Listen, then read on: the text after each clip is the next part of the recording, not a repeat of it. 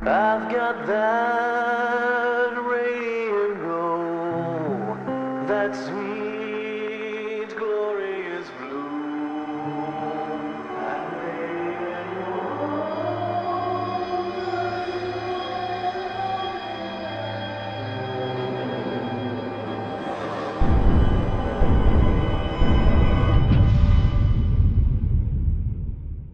Hello there, and welcome to the Resolve podcast, a lore-based podcast delving into the world of Fallout and its locations, be they eerily spooky, weirdly funny, quirkily strange, or wonderfully benign. I'm your host and enjoyer of Fallout, Red. So welcome, dear listener. I hope you're doing well. This is the second episode of my podcast, and I've had some feedback from the first episode and I've made some small changes. Mostly that the podcast will be happening once a week, but I'll just be delving into one location, or two smaller locations. It basically means I can do an episode a week, but they'll be a little bit shorter regardless. Rather than being fortnightly, but being a bit longer. We'll see how it pans out. But enough of that, today we're looking at a location in Fallout New Vegas. It's been quite some time since I've played Fallout New Vegas. Going back to it is definitely a bit different, especially after so many years of not seeing it this way. And yes, I do actually go into the game to explore these places. I'm not just ripping the entire wiki and feeding it to you. I do some actual, looking around myself and legwork. But yes, I mostly play mod packs nowadays on my main channel, and that includes mod packs in New Vegas. So I haven't played vanilla New Vegas in quite some time, come to think of it. As the courier, you'll exit Doc Mitchell's house and probably head down the road to adventure. Quite literally. You are pointed towards Primm, our location for today, via the main quest. But even then, if you ignore that or don't pay attention and head out on your own, you'll most likely come across Primm anyway. As you waltz down the road out of Goodsprings, you can see it in the distance. And for a first-timer, you're probably squinting a little bit looking at the distance and going, is that a roller coaster? Because yeah, from quite far away you can actually see the roller coaster. And if that doesn't get your inquisitive mind up, I don't know what really will. As you get closer, you'll also see a huge bison on a sign above a building in front of the roller coaster as well. Moseying on down to the outskirts, you'll see that Primm is sort of split into two locations. The highway you're walking on dips down under a bridge that joins the two locations. A third road splits off from the highway you're walking on, Interstate 15 or I-15, which is a two-lane highway, and it heads into the right side of Primm. A flag flaps above you, a white flag with a stripe of red on the bottom and a red star on the top left with a two-headed bear on the right. New California Republic is written on the bottom just above that red line. The NCR, as they are called, is stationed on the right side of Primm. Long explanation short, the NCR are people courageously trying to bring back bureaucracy, capitalism and taxes to the wastelands of America. They're a military and political force, and no, they're not considered the good guys. No major power in Fallout really is, or stays that way for very long. I believe there's the followers of the apocalypse, I think they're sort of like the most good guys you can find. They do good work and try and help out the people of the wasteland. The NCR, they kind of have their own interests. Now, you can't easily access the left side of Primm aside from the bridge that the highway dips under. You either have to be coming at it from the other side to get in easily, or go across the bridge that the NCR are basically guarding. The left side has these squat but thick brick columns surrounding the area, all joined by metal fences that scream, we want some fancy fences, but we also need to keep those pesky poor people out. So fancy but sharp looking. To be fair, the right side has the same, but the road leads into that part, so it makes it easier for you to access. I did run around to see if you could get in from this side, and no, you can't really. There is a way you can climb up on the back side of the left side of Primm. That's the side that butts against a rock wall. However, sadly, you come across the rather lame invisible wall. It's a pretty egregious one, honestly. It's very easy to get to. On the beginner's side of Primm, the side you most likely approach from, it's very locked off. They definitely wanted and funneled you into the NCR side of Primm and blocked all other access off. Though of course, if you know about it, you can actually just go under the bridge and get around that way. The fence is open-ended on that side. It doesn't really matter in the end. I was simply curious. I just wanted to see if you could circumvent the NCR side easily, and I'm always curious about level and world design. As you walk down the decaying road towards Primm, an NCR trooper will run up to you and give you some information. He'll let you know Primm has been taken over by some escaped convicts. These are powder gangers, as they are called. They escaped, or more so revolted, and took over a nearby NCR correctional facility. He also warns you of warring raiders in the area, recommending you head back to Goodsprings. If you ask him why aren't they helping out, he'll let you know Primm doesn't fall under the NCR's jurisdiction. More lovely red tape that you'd expect. And also they're understaffed and couldn't do it anyway, even if they wanted to. He'll direct you towards Lieutenant Hayes if you want to know more. That's Lieutenant, my apologies to most other people. I won't generally talk too much about what each NPC says specifically, but this guy is a bit of a good game design in my eyes. It's logical that he's here, he has a good story reason to do so, and the info he drops is perfectly valid for him to pass on. If you inquire, like a new person might, he gives you the idea that, hey, if the NCR were better equipped and had more troops, they could protect Primm. It also gives you a look at the bureaucracy of the NCR as well. It's all very neatly done. He also refers to the NCR side as the west side, so I'll do that from now on. The convict side is the east side. Down the destroyed road of West Primm, past the ramshackle checkpoint that I think the NCR trooper that walks up and talks to you is actually probably originally posted behind, but to ensure that he could reach you and you just didn't run past him, they probably had to put him unprotected outside. There's quite a few empty bottles around of Nuka-Cola and Sunset Sarsaparilla, telling a visual story of bored troopers waiting out their days. West Primm is now nothing but a shell of former buildings. Funnily enough, having a look around, there is one building that isn't completely destroyed. It's between a building that has been turned into a watchtower overlooking the bridge, now guarded by NCR, and an empty ruin of another building. And what's weird is, it has no door. I don't mean there's no, barred door that you'll find elsewhere. I mean there's no door frame at all. I checked and double and triple checked. There's only 3 very small windows visible on the exterior, and they're kind of really small and in weird places too. But there's no door in sight. I suppose it makes a perfect little place for modders to add a nice little building in. I did read that Primm was a very memory-intensive area during development, so some stuff may have been removed, and perhaps this place was something that got removed, but they forgot to add in a, blank or locked door. It's very weird, and I must admit, something I've never noticed until now. The rubble and dusty streets continue past this no-door building and through another sandbag checkpoint. Though you aren't stopped by any of the troopers, you'll find 2 tents at the end of the street. These are the only interior areas of West Primm.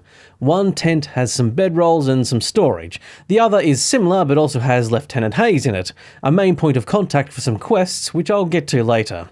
Walking over the remnants of the mined bridge, you can see most of the bridge lies beneath you, along with some ramshackled and unmanned outposts and the charred remains of a bus. More remains of cars adorn the entrance on the other side. This is now entering East Primm. This side opens up to an on-ramp from the south, and to your left, or the north, is a petrol station. That's a gas station to some of you as well, of course, and it's completely boarded up with a garage fit for 1 car.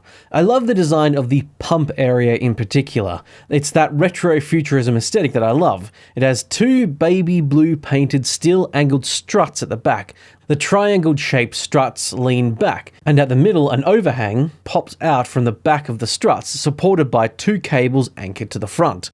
The overhanging roof, that would have protected the pump and the cars from filling up when you're, in the rain and what have you, is a diamond-shaped. Imagine a 2D diamond shape laying it sideways and extending the face to make a roof. That sort of shape is what I mean. That's the best I can do. Sometimes architecture is a little hard to describe, I will say. That is to say, it's all very retro and probably wouldn't be considered illegal in that only 2 cables are supporting the roof. I can't imagine that'd pass code today. Moving past that and walking around the western area, you'll find 2 rusted steel and wood buildings. These were no doubt made post-war. One is Deputy Beagle's residence, a character you can rescue. It's a basic room. He strangely has a chessboard underneath his bed. No pieces, just the board. The other residence is the Primm's Sheriff's Office, a little office typical of what you'd expect of a post-apocalyptic Wild West-inspired sheriff's office to look like. There are some notice boards, but all the notices are illegible, sadly. There is one wanted poster with a blurry drawing of a moustached man. I think. The drawing is pretty inexpertly drawn and rather blurry. In the other room, you'll find the bodies of Mrs. McBain and Sheriff McBain. Both have their heads exploded.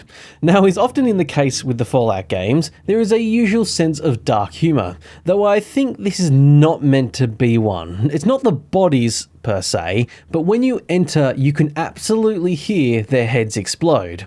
I think it's because they don't have physical, lootable bodies made without their heads. It's probably quicker to just use default people and have their heads explode when you enter. The gib sound effect is rather distinctive in Fallout, so it's very recognisable. I remember this from previous playthroughs, and yes, once again it happened when I went inside. Perhaps before faster loading times it wasn't noticeable, but I always remember it happening, so it's just what they could do with the time they were given, I suspect. Their clothing is on the ground at the foot of the bed. It's implied they were caught sleeping when they were attacked, and you can grab your sheriff duster and hat for some good old cowboy RP if you want. Back outside, there's two main big buildings. The largest of the two, and the one with the roller coaster, is Bison Steve Hotel. The other is the Vicky and Vance Casino. These two face off against each other, I imagine quite literally when it comes to attracting tourists before the war. Past those two, there's the Mojave Express. You, the courier, worked for the Mojave Express before the intro of the game. A body of one of the 6 couriers, this being Courier 4, is found outside the Mojave Express. Daniel Wynard. He was a decoy courier. You were the one holding the real package. That's why you were shot at the start of the game as well. Inside the Mojave Express, you can find a little mailroom, and at the back, the Nash's bedroom. Those are the two owners of the Mojave Express. On the grimy countertop, you can find Eddie. If you can repair Eddie, they'll be a recruitable companion. They can't speak as such, but they have a great story attached to them, being a former Enclave robot. Edie is an old iBot, a floating metal sphere straight from a 60s sci-fi film, with a grill on the front and a laser weapon at the bottom facing forward and some antenna. Caked in grime, Edie is a pretty scrappy looking thing, even having a number plate welded to it which reads 2ED-E59, but the 2 is very faded and the 59 is rusted, giving the robot its name, ED-E, Eddie. On the other side, there's a sticker reading, "My child is an honour student at Roosevelt Academy." Edie's got a deeper backstory than you might think for a non-talking metal sphere robot. He's also a very good boy and a stalwart companion. There is a Mojave Express box that you can put items into as well. You can collect those items from any other Mojave Express box once you've activated them. It's a way to lug around a large amount of sellable loot that you've collected, but you can't, fast travel because you're over encumbered, so you come here instead and fill up a mailbox and then pick it up elsewhere. Next to the Mojave Express are 2 destroyed buildings as well. Only one is semi-usable and has a little bit of an outpost on it, but that's about it for that one. Around the back of the Mojave Express, there's a little bit of a separation, another street, with nothing really on it. Then there are some more of those brick columns surrounding a housing area. I imagine this is probably where mayhaps staff would have lived back in the pre-war times, but who can say? There's more than 4, but only 4 can actually be entered, and 3 are occupied by people that are currently not in there at the moment because they're hiding out in the Vicky Vance Casino, which I'll get to in just a moment. One of the houses is abandoned, the rest are just relatively normal houses with nothing of interest. The only note of the abandoned one is that there is a skeleton laid out on a bed frame with a lead pipe nearby it. The ground underneath is very dark. It's a rather gruesome seeming end for the chap indeed. So those are all the minor areas of Primm. Now let's get to the proper stuff. The first being the Vicky and Vance Casino. Hi there, Future Red just popping in here to ask if you wouldn't mind liking and subscribing. All that stuff really helps out indeed, and perhaps even leave a comment. But don't worry, I'll stop interrupting. Let's get back. The smaller of the two is a 3-story building with a more classic Vegas retro exterior, complete with flashing Vicky and Vance signs on the awnings. It's all very smooth, wrapping lines at the front with gilded copper or brass trim up the top. The copper or brass, I will say, seems very clean. Inside you get what is probably considered in Fallout to be a very well lit interior. By today's standards, it's poorly lit.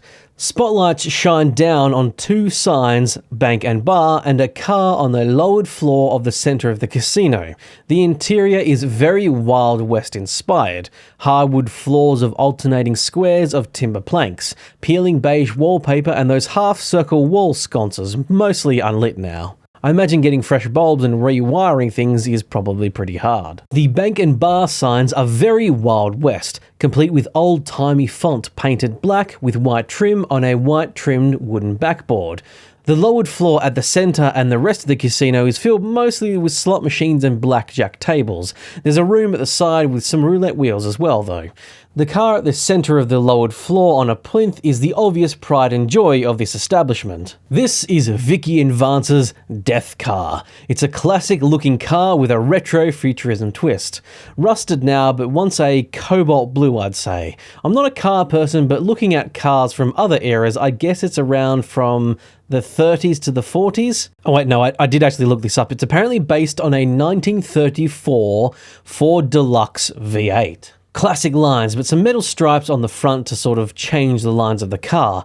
And at the back, as part of the frame of the car, comes out to a point and kind of looks like what would be a jet propulsion vent. Imagine Batman's classic car at the back, where the flame shoots out. That's kind of almost what it looks like. One side of the car is completely studded with bullet holes. So, according to in-game lore, and I absolutely love this, Vicky and Vance began their crime spree 2 days before Bonnie and Clyde committed their first bank robbery.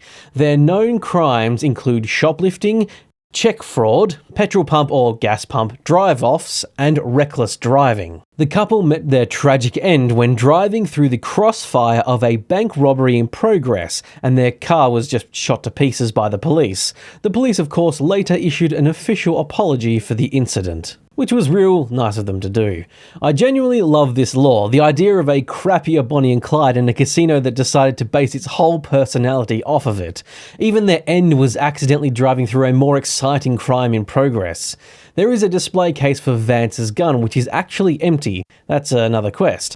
But there's a plaque which I quite enjoy as well. It reads, Vance's gun, the 9mm submachine gun preserved in the glass case to the left of this plaque is the actual weapon Vance carried in a paper-wrapped box under some suitcases in the trunk of his car during his and Vicky's crime spree. Never fired and luckily untouched by the hail of bullets that ended its notorious owner's life. The weapon's mint condition inspires dread in all who look upon it. Experts speculate that Vance might have killed as many as 50 people had he ever fired the gun, so long as his aim was exact and he was starting off with a full clip, or even more if he had additional ammo clips and remembered to reload. It is genuinely the most grasping at straws you could possibly do. This weapon was owned by a bad guy who could have done bad things with it. Yes, isn't that impressive? It was in the car and everything. I just genuinely find it really ridiculous, and I think it's such a funny idea. This is the dark humour side of Fallout that I talked about before. Near the car you can find a chap called Primm Slim. He's another retro robot from a 60s sci-fi film. This one has a cowboy hat though, and he'll give you the lore when asking about the casino. In and outside the casino there's also some fabulous framed advertisements for acts you could have seen back before the war. They're all very 30s to 50s, that sort of general range in their style and what have you. One is Joey Baxter. You can see him in person and his sensational 10-piece band. Another is Danny Parker and his modern jazz group, featuring Paul Clooney and his orchestra. Orchestra? That one. Next, we have Al Din and Company, magician and illusionist. New jokes, new tricks, and it's a must-see. Also, we can see the original Wilfred, the Wizard and Company, the most delightful mystic of all times. Maxis, America's master magician and assisting artist, featuring Madame Lolita, enchanting mystery miss. That's quite a lot of S's in that one. But last and certainly not least, in person, Dean Domino, King of Swing, and his great orchestra. Now, Dean Domino was a lounge singer, and he's also in the Sierra Madre Villa, which is part of the Blood Money DLC. I did actually look this up out of curiosity to see if the poster was originally there, and best I can find, Yes, the poster was already being made, or at the very least concepted out or what have you, and they decided, hey, let's use this guy from this poster as one of the characters. Now, they did plan all the DLCs before the main game was even released, but I guess it was just in that writing process of going, oh, hey, we've got this poster of Dean Domino, let's use him as one of this guy. So there you have it. Now, the last thing about the casino, the Vicky and Vance casino, is it's filled with the residents of Primm. They bar themselves in the casino when the Powder Gang is attacked. They ask for your help in clearing out the rest of the convicts and to rescue their deputy, Deputy Beagle. So with that, let's head over to the last location, Bison Steve Hotel. The outside is adorned with two massive bisons on signs, one on a pole that rotates slowly. The wooden roller coaster called El Diablo is now destroyed, with parts of the track now collapsed.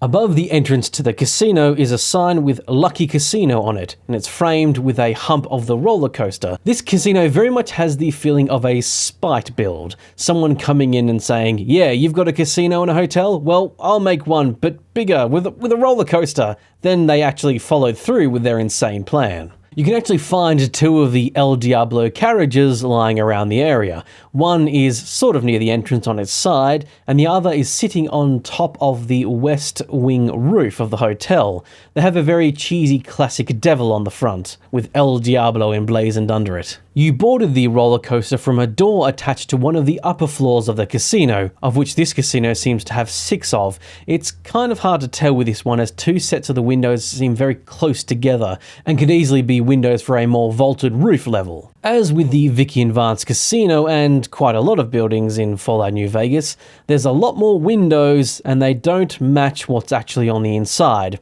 It's a relic of older game design, I think, not really caring if they matched. Probably they thought no one would notice, but I did. I did, dear listeners. It's entirely possible the person that modelled the outside actually didn't model the inside, and it was made by completely different people who didn't cross-reference or what have you. Or more than likely, they didn't have time to do that properly because they were being time crunched like no tomorrow. So I'm not trying to poke fun at these people. They did a lot of great work with a very limited resources from what I understand. And speaking of effort, a fun little thing I did find was that when you were outside at night time, some lights began to blink on in some of the windows. If I were to guess, I would say it was meant to be like automated lights coming on, not so much people actually turning lights on, because there's more window lights coming on than there are actually people in the actual settlement.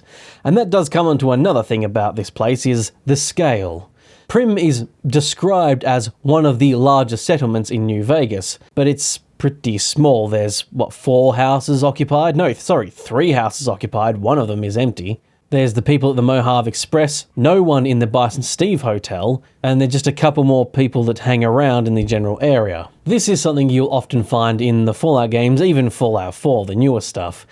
The representation of buildings, homes, and population is sort of a sample size, as it were. I can't quite think of the right word, my apologies. They're meant to be an allegory for people. So one settler is actually meant to be multiple settlers. One building is meant to be multiple buildings. It's sort of shrinking it all down, because they can't realistically render hundreds and hundreds of NPCs and hundreds of buildings. It's just the way gaming goes, but unfortunately, especially in places like Primm, where it's described as this bigger settlement, the words don't quite represent exactly what's there. But yes, that's game design stuff. So let's go back to the Bison Steve Hotel. Inside, you'll find a relatively same design as the Vicky and Vance casino. Like the contractors for both casinos sort of double-dipped.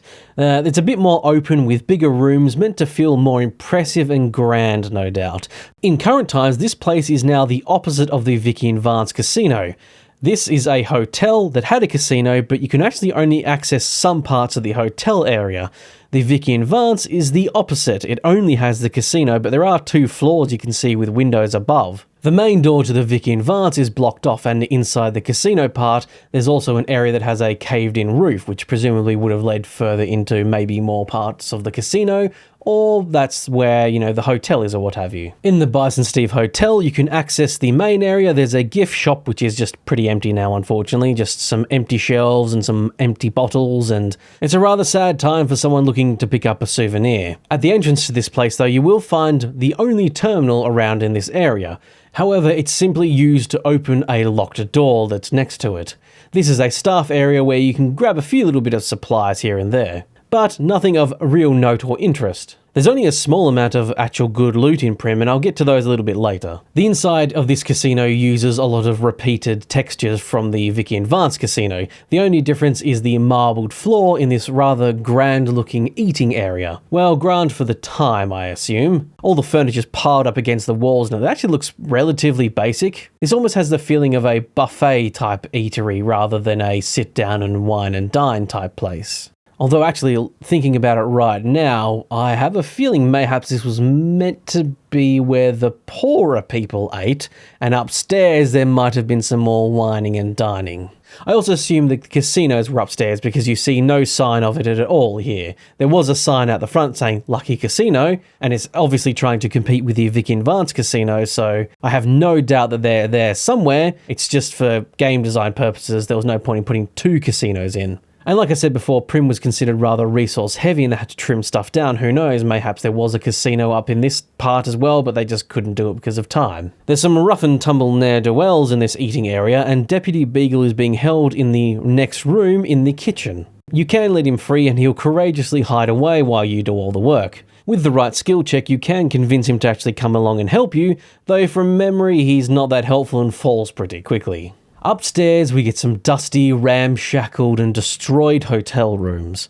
Multiple of them have floors fallen through, which is a great way for you to actually get up to the next level. It's only the 2 levels you get to explore, and it's a very limited and cut-off section of a hotel wing. This area is very dark and dusty and atmospheric, I will say. Broken rooms, ruined furniture, rubble everywhere, and a Nuka-Cola vending machine in one of the hallways desperately clinging to life and flickering.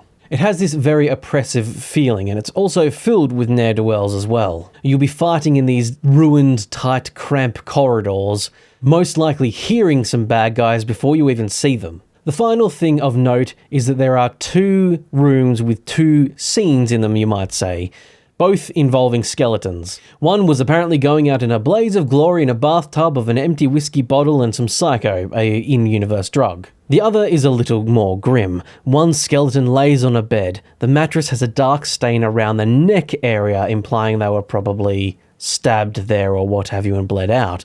Another is in a bathtub surrounded by Med-X, Psycho, and a switchblade. The switchblade is lying next to the arm of the skeleton, which is leaning out of the tub next to a dark stain. So yes, a much more chilling scene. But yes, that is it for the Primm location in regards to its aesthetics and what have you. So let's talk about the quests now. There is Eddie, My Love. This is a companion quest.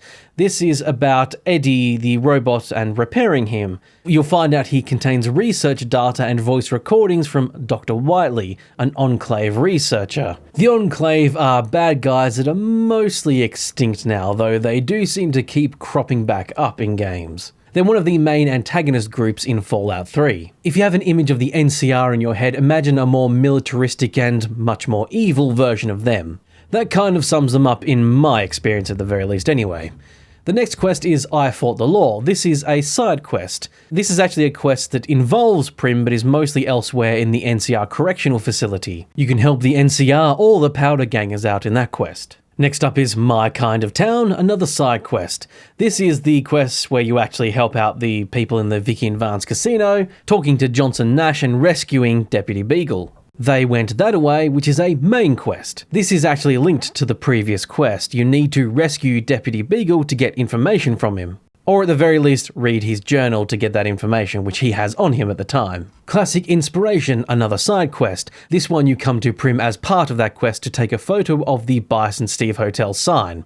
A Pair of Desperados 1. This is a 2-part quest, the first part taking place in the Vicky Advanced Casino. You can discover by restoring Primm Slim's corrupted memory that the gun was stolen, and you can also track down who took it. There are 3 more unmarked quests. A team of moronic mercenaries, which is just some mercenaries who stumble into town after you've freed the place. Big Winner, Vicky and Vance. When you restore order to the town, the gambling tables open up again. If you win enough, you'll eventually be cut off and not allowed to gamble anymore, but you get prizes along the way from the table manager. Last but not least, Gland for some home cooking. This is given to you by Ruby Nash. You have to obtain Rad Scorpion glands, then return to her, and she'll make you her famous Rad Scorpion venom casserole. It looks as gross as it sounds. But yes, that is it for the quests. Now we have a little bit of loot. There are 2 Sunset Sarsaparilla Star bottle caps. This can be found in one of the houses in the southern part of the town.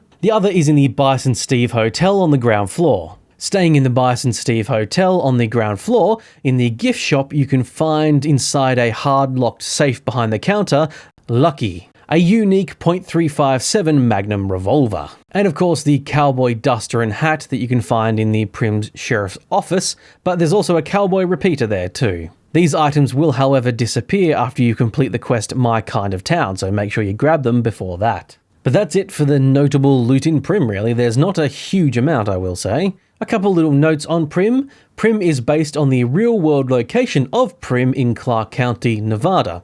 And on the radio, Mr. New Vegas describes Primm as being the other New Vegas, which also makes it feel bigger than it actually is. That's what I was talking about before when I was describing Primm as being bigger than it was actually in the game. It's considered a large settlement and the other New Vegas, but there's not actually that much there. In one of the quests, you get to choose who the sheriff for Primm can actually be. One of them can be a powder ganger, although he's not really that much of a powder ganger, he's just a lawman that ended up getting locked up in the NCR correctional facility. If you end up siding with the NCR in the end game, there are no repercussions for him as he gets pardoned, which is very nice and dandy for him indeed. There was a little bit of unused content that was, I guess some of it was still in the coding. Primm was meant to be part of the reputation system. So factions like the New Vegas Strip, West Side, the Brotherhood of Steel all have their reputation and you can go up or down in their estimates. Primm was also meant to have that, but I guess it was just not big enough to ever really implement. I must admit that doesn't feel like a huge loss. And that sort of concludes everything that I personally think is relevant and fun or interesting to convey to you about Primm. I always want to end with my sort of final thoughts of the location. It's a very tutorial place, I will say, but it's a great introduction to the world. The first place that you can go to if you want to, use the gambling system in the game. Once you free Primm, you can do that sort of fun stuff. A good look at factions, and it also introduces you, I think, pretty early on to the idea that you can choose some sides as well. Yes, it's a very big tutorial area. Nicely done. I love the casino look and all that sort of vibe. I absolutely love the moronic Vicky and Vance stuff as well. The crapper Bonnie and Clyde that they've just based their entire casino on. You could see it happening somewhere as well. I think it is a bit of a thing, a bit more in America. Forgive me,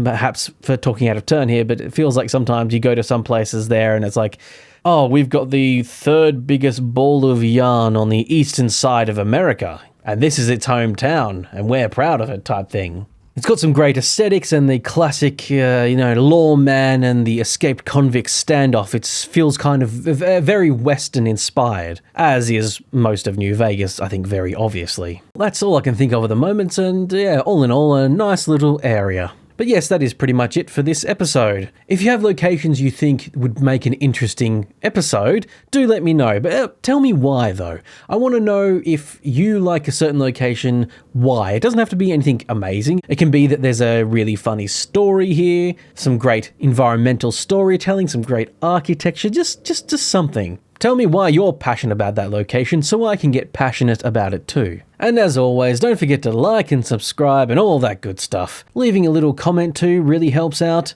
If you have some constructive criticism, I'm always happy to hear that, and I'll only cry slightly. And of course, sharing the podcast around. That's a great way to get it out there. But yes, I very much hope you enjoyed this podcast. And I'll see you next week for another location. So goodbye for now.